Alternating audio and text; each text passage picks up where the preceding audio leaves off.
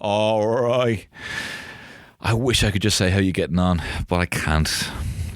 Like, I want to drop this whole bit. Basically, if you're new to the pod, I have this whole bit, my famous catchphrase, all right, how you getting on, that soon, hopefully sooner than you think, I'll be walking out of the stage in EP, and I'll be like, all right, how you getting on? But I can't. Not while COVID is still around. I've, like, you know, Colin Kaepernick taking the knee. I have decided to park my famous catchphrase until they get rid of this blasted COVID thing. And instead, I'm revealing secrets about myself. Look, if you can make one small change. No, it's a stupid bit, and I'm going to get rid of it. But, well, actually, here's a secret for you. This podcast is a Patreon podcast. This was formerly an exclusive podcast just for patrons only. As you might know, I do this podcast once a week. It comes out on Tuesday. And on Friday, there's another podcast that if you pay, you know, essentially like €1.25 per pod, that's pretty much what it is, you can get essentially for a $5 4 extra pods a month. And this was one of them. And this one got pretty good feedback.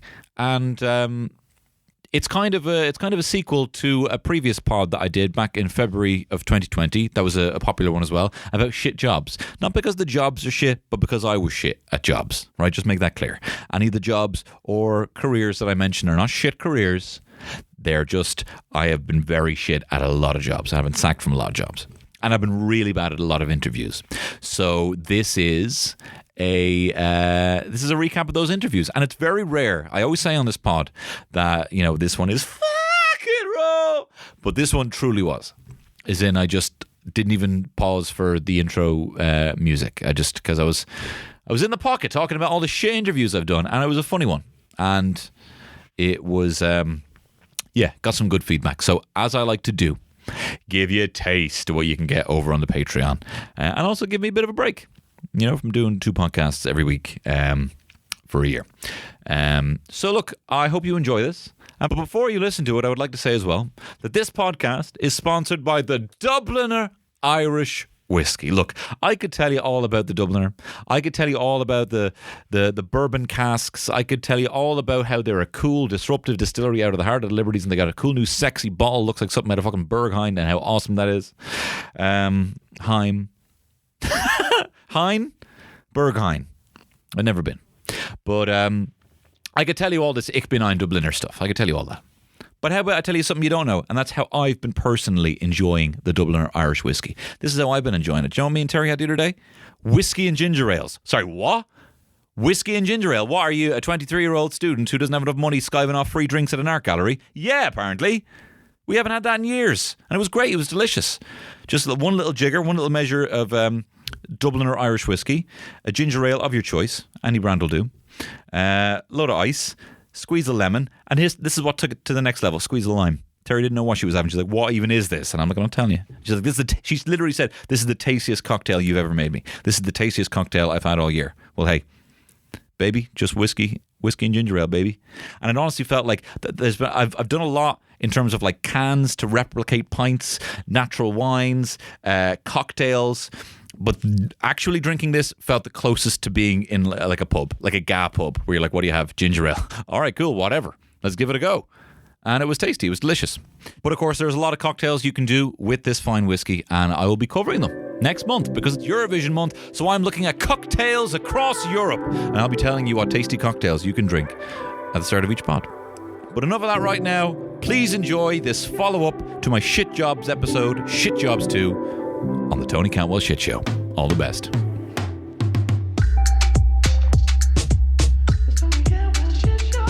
All right. All rise. The Honourable Judge Rinder is in session. I don't watch Judge Rinder. My mom watches it. My mom watches all that stuff. I mean, a lot of people do. Most people do. You know, I feel like my mom watches all the shows that are like, you know, carnival games that have been turned into like a competitive game show. Like she watches like live pachinko machines, the things ding, ding, ding, ding. And then it goes into the fucking, you know, the coin slot thing. And then it's like the sliding shelf. She loves that. Honestly, I wouldn't be surprised if I walked into my Mazgaff and I just saw her watching like a giant robotic hand flipping beer mats. hosted by Bradley Walsh. You know, oh, he couldn't make the 2. You know, all that sort of stuff. You know, balance a 20p coin on a floating lemon. You know, with the magician fella Simon. I don't know who anyone is. You know your man, little Q fella, little Qy. Hey, you can fucking pull a rabbit out of a hat. You can pull a bloody, you know what I mean? Smile on my face because you're a good-looking young fella. Even though you're like, you know, oh, what's his name? Hang on, talking with yourself there. Magician fella, Simon, what's his name? TV's magician. He does catchphrase now. Simon, TV magician Simon, no. Talk amongst yourselves there. Catchphrase host. Stephen Mulhern. Yeah. Welcome to Sour Lemons. I'm Stephen Mulhern. Can the 20p be... That was the thing. We went to the... when me and my friends went to London for the first time, went to the Old Blue Last. The Old Blue Last in Shoreditch, which was a bar owned by Vice magazine. Maybe you heard of it. Okay. And we went in there and I must have spent 20 quid trying to get a free drink by balancing a 20p coin on a lemon. Can't be done. Especially not their lemons. If you gave me a fine, I don't know, octagonal lemon or whatever. What is an octagon when it's in 3D? Sorry, talking amongst yourselves there for a second. I'm sure you want to know as well. Octagon, 3D octagon name, shape now. Octagon shape. Name. No, I don't want it flat on the top. I want it round on the top. I want it kind of all 8s and some all... It's given me basically like the UFC octagon, which is the floor and the top. But I want it all the way around. Do you know what I mean? I want it all the way around, not just the sides being round. As you can tell, here's the chicken to tell you what I have prepared for this episode. Fuck all! He's really reaching on this one. Keep it fucking down. No, look. Well, actually, I didn't even start off by telling you a little secret about myself. Hi, how's it going? My name's Tony Cantwell. A little secret about me is this shirt's a blouse. It's not really a man's shirt, it's a blouse. I'm not even wearing a shirt. No, that was a secret. That was a secret. Do you know what?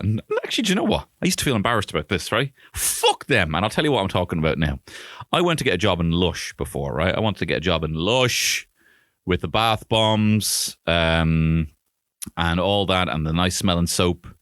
And I always just, you'd walk by Lush and everyone would be like, hi, do you want to try soap? And you're like, and I really was attracted. I was like, wow, extroverts like myself. Except we're there trying to, just kind of trying to excite people with soap. I would be at 15 with my mates, extending out my my testicles to make my penis look like a Dumbo elephant. You know what I mean? Like those sort of tricks you do as a child. That you can't do anymore. Then I would be like, now look, that's just that's there. I'm extroverted by doing that, by saying, hey, trying to scare my friends by pulling the testicles, the kind of the what's scrotum, the scrotum out and having the penis look like an elephant's trunk. And and I was like, that's me being an extrovert, Hey, like I'm at Temple Bar, free hugs. I'd write fucking Nirvana on my hand, with a Sharpie. That sort of extrovert sort of stuff. But now I'd see someone trying to sell me soap and be like, hey, you're an extrovert like me, we're one and the same. Maybe this wild, untamed fucking spirit of extroversion. Wish I got a job in extroversion. Maybe that focused into selling soap, I could be the best Lush man that they've ever seen, that they've ever had. I could be fucking like the Willy Wonka of soap. Lick it. Doesn't it taste like soap? Aren't you all blind now? You shouldn't eat soap. You shouldn't eat soap. I'll think of a better song later. You know what I mean? So I went in there thinking, right, I am going to be the wildest fucking soap salesman they've ever seen. And of course, I was very timid, but like it was all in my head. I was like, wait, I'm going to come out with a fucking zinger now. So I decided what I was going to do, just to be weird, is I was going to go in there. And this is not even weird. I had a blouse. I had a blouse that was more form-fitting to me. I mean, could have bought smaller clothes, but there was a trend when I were 15 and 16 to shop to buy women's clothes, women's jeans and pennies, women's t-shirts before they got the extra small. Even though I've never been an extra small, are you joking me? Fucking barrel on me, fucking Bluto chest that I have. I've never been an extra small. But what was I saying? Yeah, you would just buy women's clothes. So I would go into Penneys and I'd buy just a bit more of a fancier blouse that you couldn't get in a man's shirt in Penneys. So I would get a blouse, like a floral blouse, and I'd wear the blouse. And it would look good. Apart from the fact that it would kind of cinch in my fucking, my hips. It would kind of cinch in and then kind of go out. And also the thing about blouses are, they're not normally tucked in. So the buttons do not go all the way down. The buttons, there's like 3 buttons. You're only ever 3 buttons deep on a blouse. It's trying to give you, and also there's like an extra, it's just not meant to fit you. There's extra space for your chest that's meant to be cleavage. It's meant to kind of flow out, so because it's not tucked in. So I was basically walking around with this 3-button closed vest that was very tight, just below my chest and belly. I didn't look insane. I didn't look like, it didn't look like I was going to the fucking VMAs in like the year like 98 or anything like that. You see people like, what the fuck? Cover up, that's a lot of midriff on show, Brittany.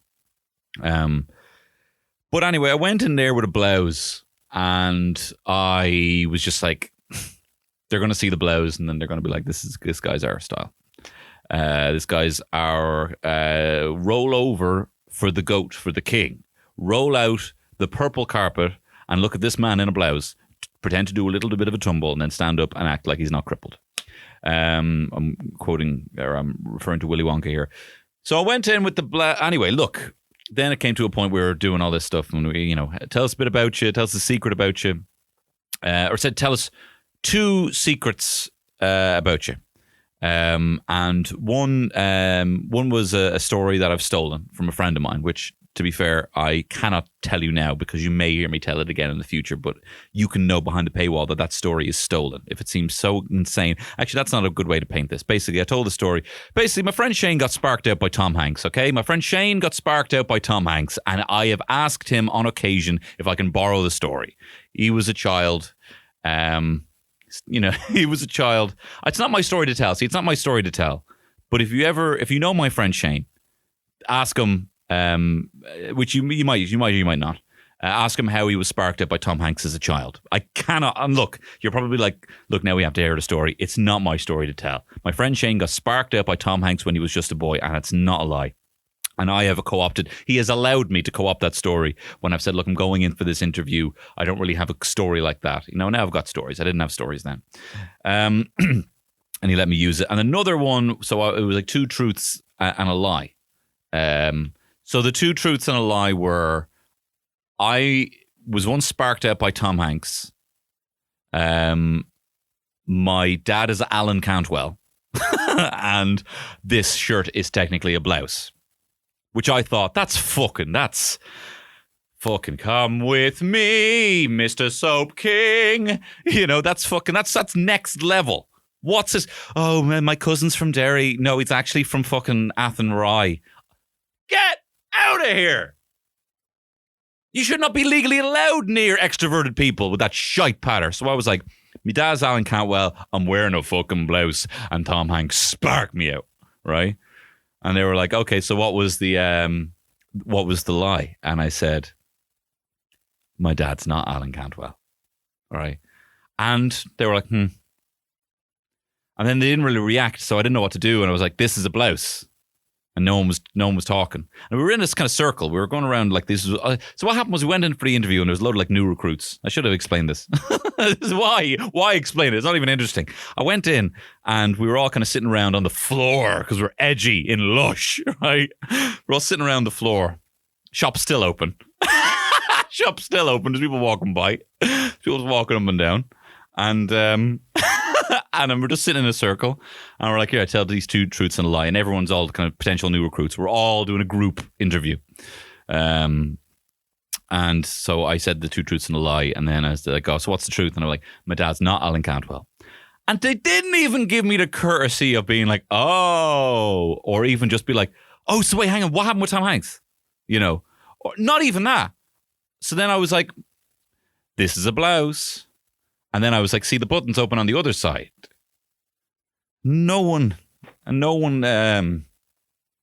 like, you know what? No one even gave me the fucking And there's times like that. You know what? I want to go back. I want to quantum leap back into my body. And I want to say, you are all fucking rude people. You are all rude people. You are going to... Sorry, Tony, I'm going to take this for a second.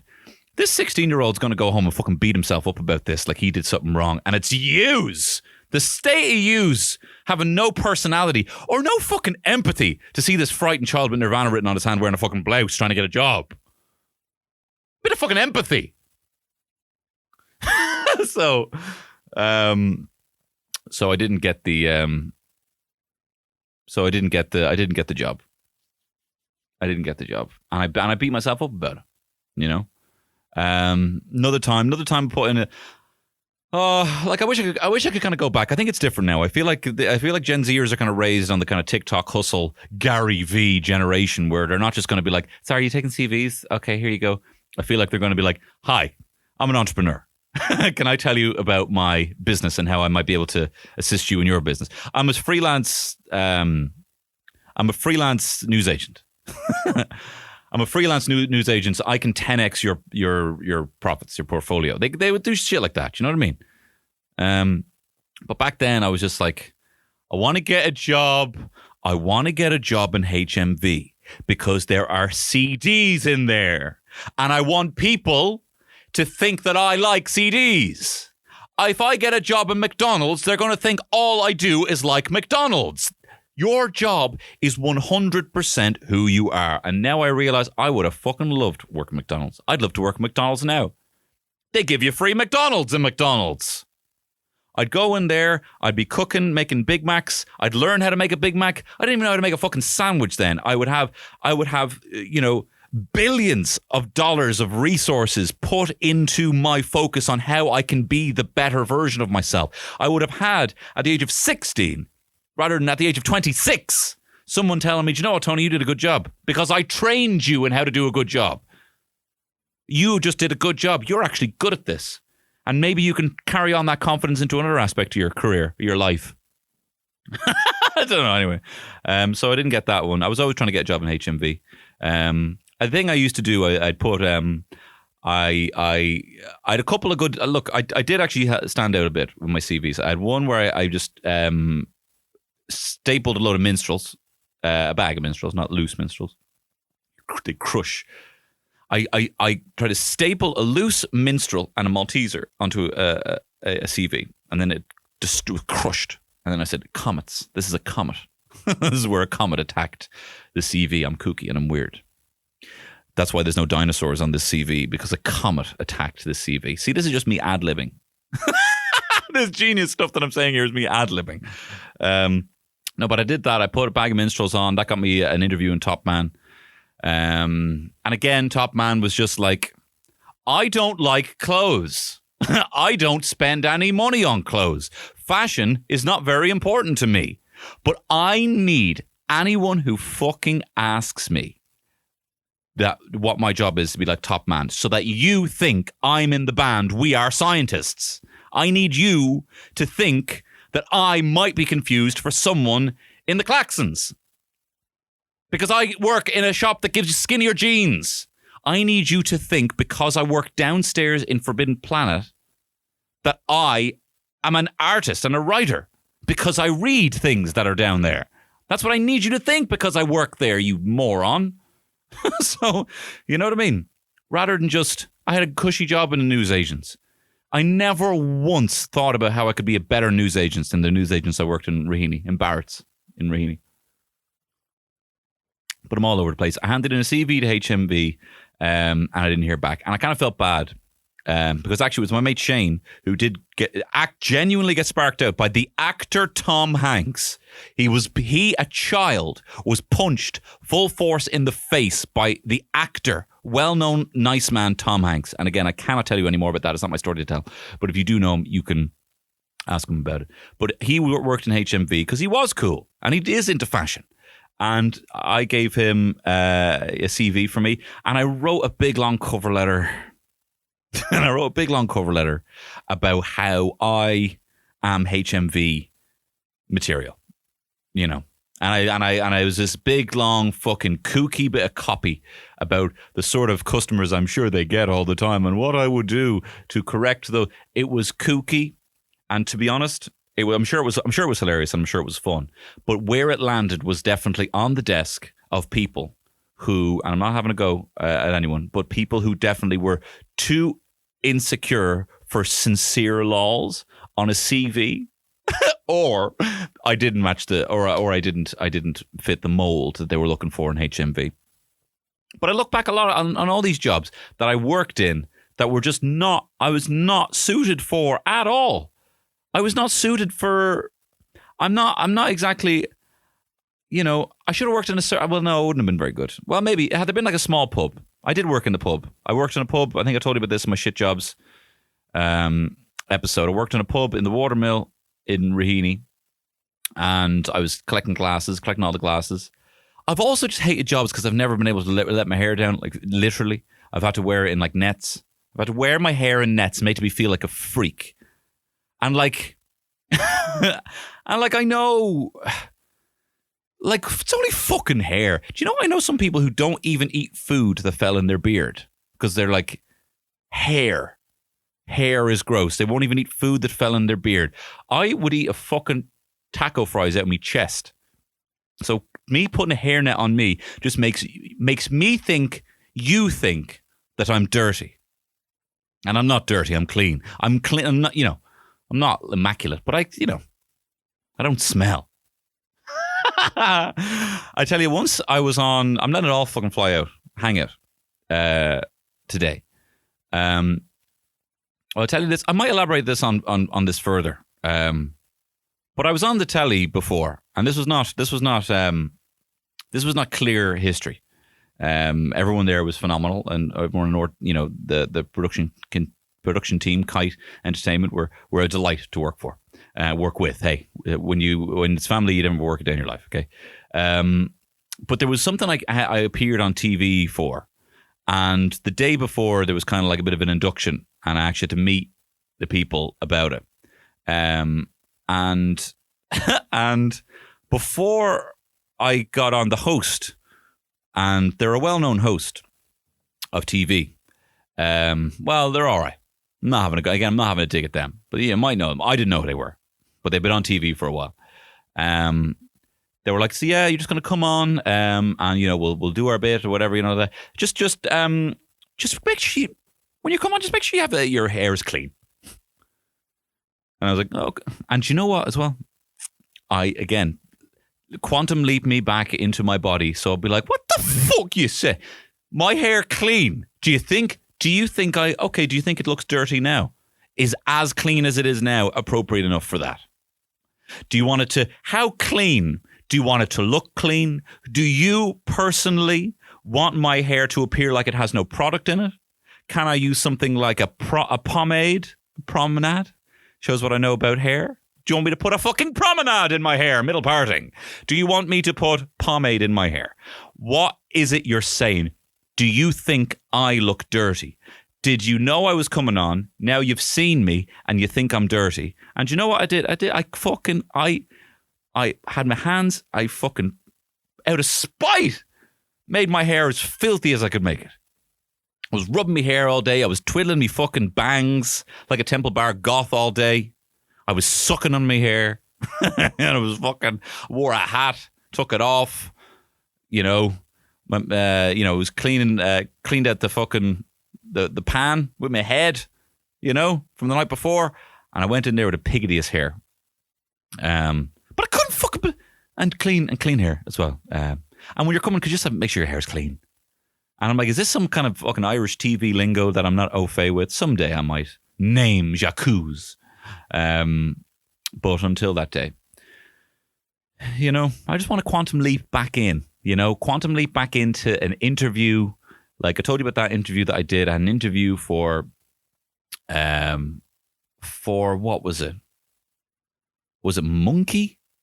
I think it might have been Monkey, which is a London brand. My friend Helen, very generously.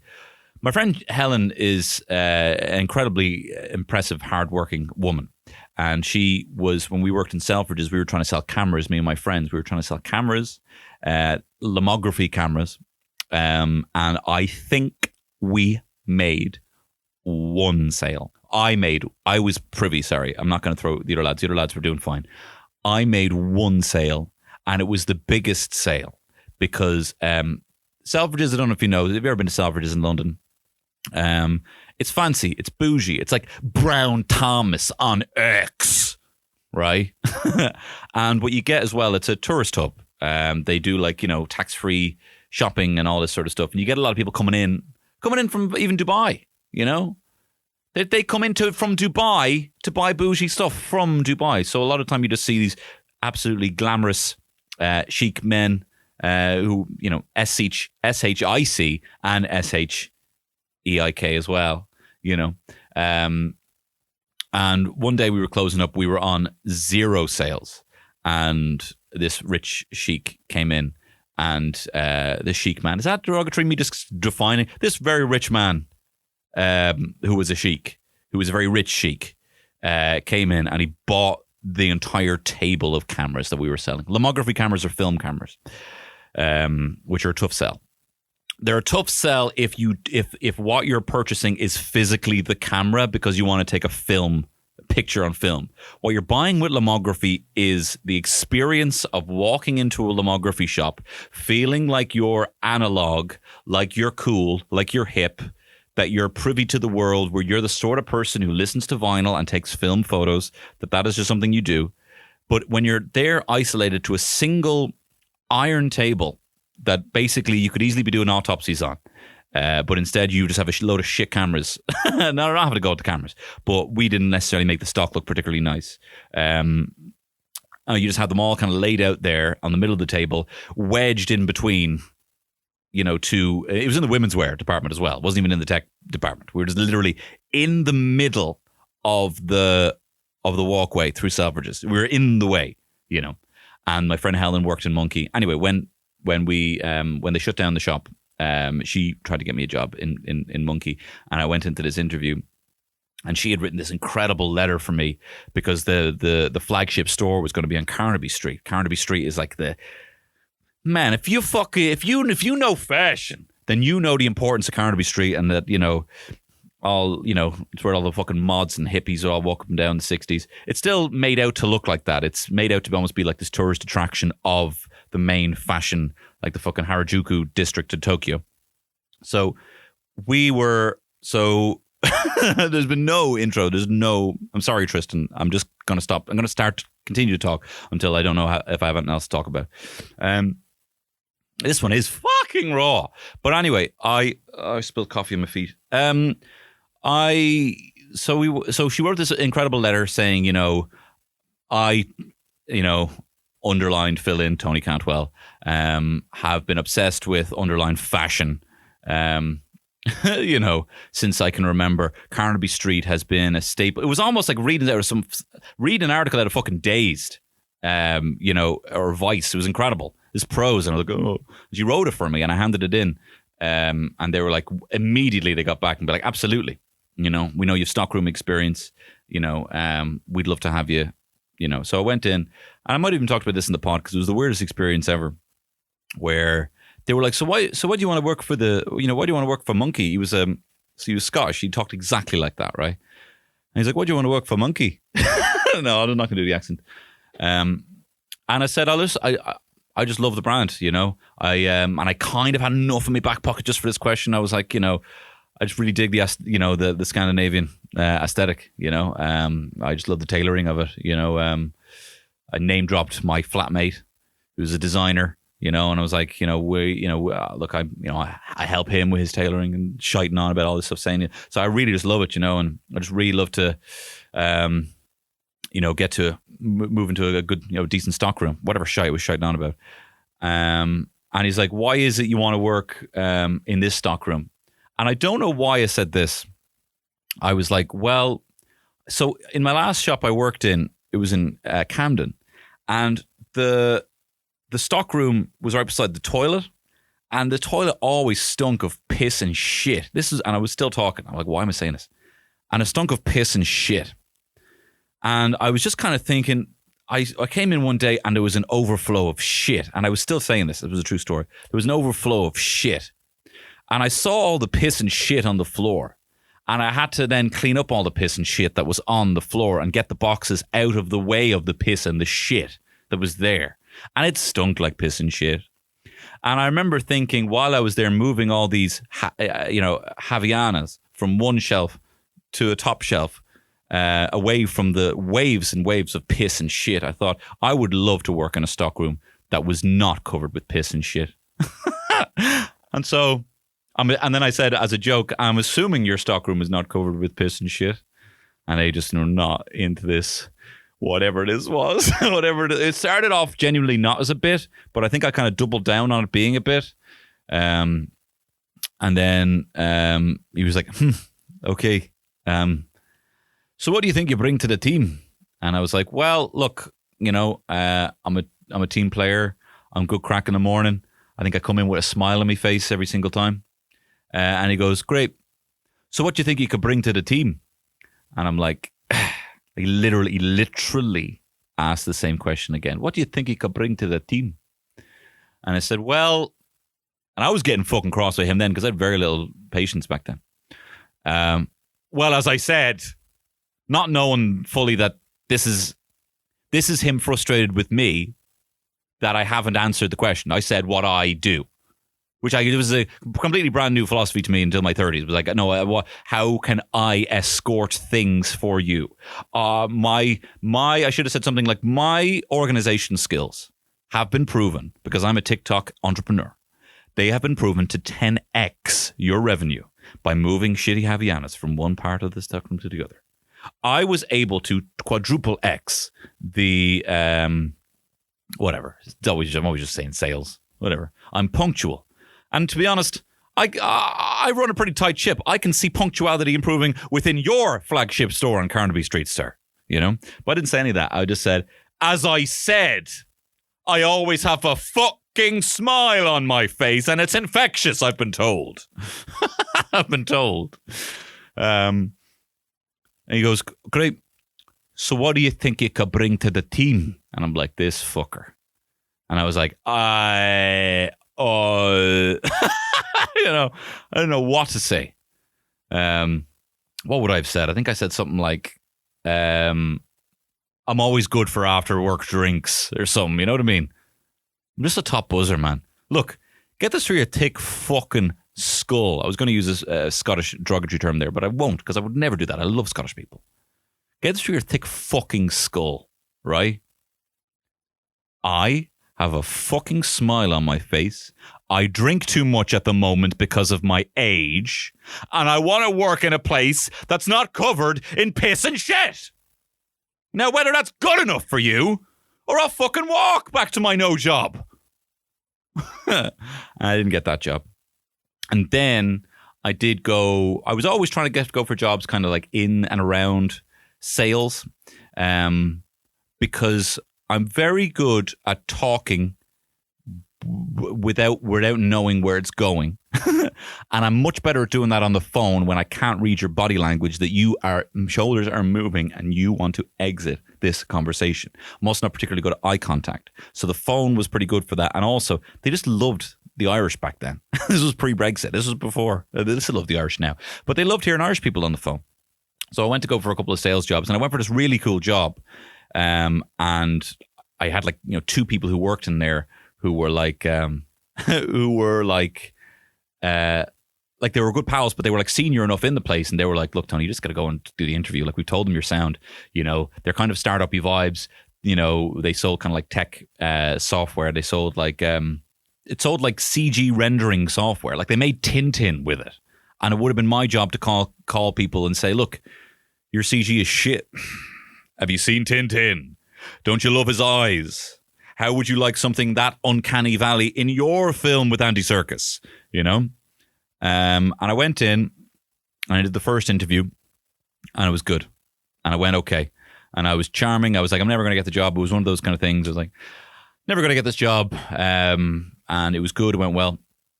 I was chatting to this guy who was more the kind of the engineer telling me about the product, you know, and he seemed, I think because I just tried to make him feel at home because he was a bit awkward. It was just kind of, you know, we had a good chat. I seemed like, you know, cool composure. Went in the second interview and their sales director there was a big American guy.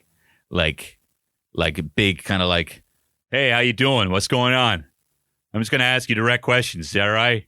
You know? So he's like, hey, thanks very much, man. I heard good things. And I was like, great. Thanks, man. And because he's bigger than me, this was not a situation where I was able to flirt with this man, which would be my normal reaction to meeting a man bigger than me. In this case, I had to kind of be like, I deserve to be here, you know? So yeah, what's going on, man? So look, interview went great. I just want to know, like, where do you see yourself in 10 years? And it was the emotional equivalent of being incredibly upset and someone asking how you are, you know, you're like, eh! But it happened all internally. It's almost like someone, instead of him saying, where do you see yourself in 10 years? He said, you fucking fraud. Like, it's all I heard. Because I was like, I don't know. And then it was like, I don't know where I see myself in 10 years. Like, I'm hoping, I mean, realistically, I would be like, if I had the wherewithal, anyway, I'll tell you, I didn't talk for, and I'm not joking, 7 minutes. I didn't speak. And he was like, you all right? And I didn't speak. I didn't speak a word for 7 minutes when this guy asked me this question. I didn't speak. I didn't say anything. And he's like, do you want a glass of water? And I drank, and he gave me a glass of water. And then after about 7 minutes, I was like, I want to be the head of sales. I want your fucking job. And you can tell how good I'm going to be at it. You know, you can see how much I want it. Because I didn't speak for 7 years because I just made up the idea that I want your job now. I want your job now. Give me your fucking job. No, just know, bro. Just know that there's another alpha in here who's coming for your ass. Right? That's all you need to know. Now, what I should have said, again, if I could quantum leap back into my body, which would be like, I love to work in sales. I'm going to be perfectly honest with you. This would be one of the earlier roles that I've had.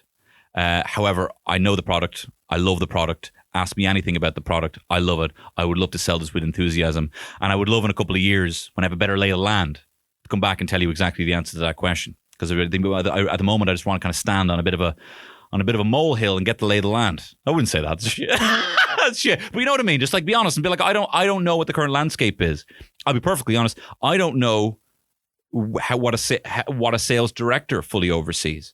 But I'll tell you what I do know is that I'll fucking work my ass off for something that I really want to do. And if you give me even a modicum of support, I will surprise you with how enthusiastic I can be and how successful I can be. But that's, you know, it's all this kind of hype and I just wasn't used to that. It's always like you're always having to, it's the same as the Irish oral is an interview. You can't ever say, no, I don't like that. No, I don't like that. It's I love basketball. And I love watching TV programs Mar Hampla Breaking Bad, Mar Hampla Match of the Day, Mar Hampla, you know, August is even lum podcasts. It's Annam Le Doughboys. August my brother and me. August Tony Cantwell's Hit Show podcast. You know? But you just have to speak in oodles of hype.